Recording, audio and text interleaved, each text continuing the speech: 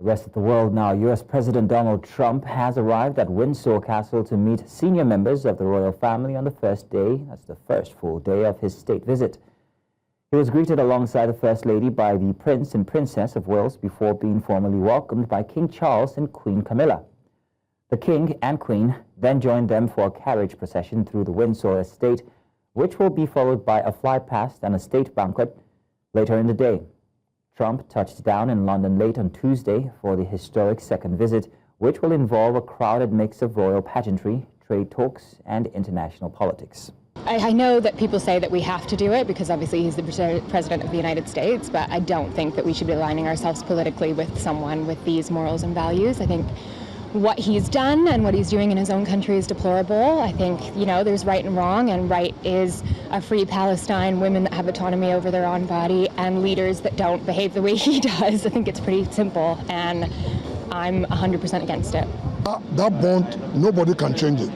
No one can change the UK and US relationship. It's going to be there forever.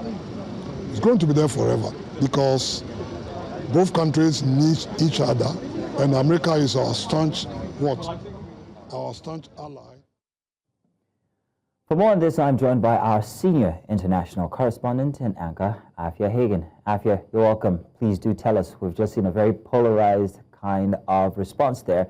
What's the atmosphere, however, in Windsor where you are at?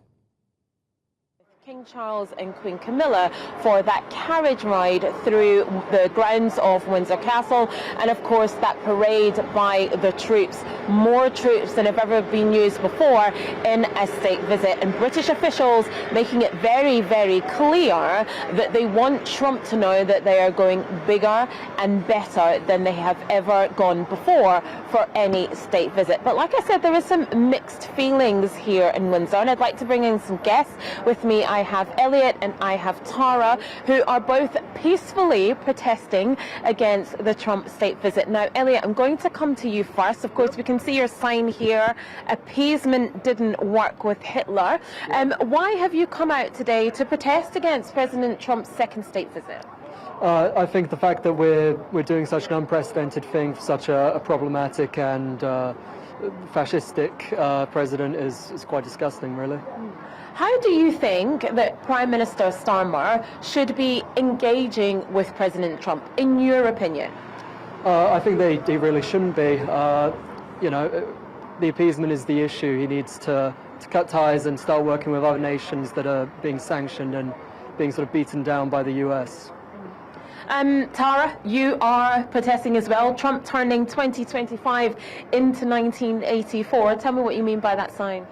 I mean that America is sadly becoming dystopian. I think it's terrifying.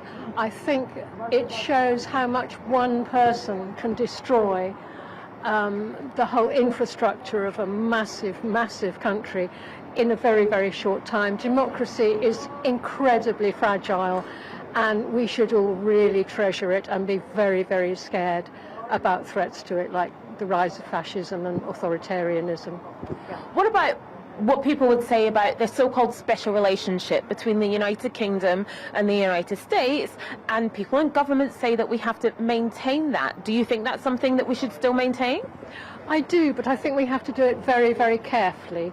I think Trump has very severe character flaws, and he obviously needs endless flattery. He's obviously unreliable.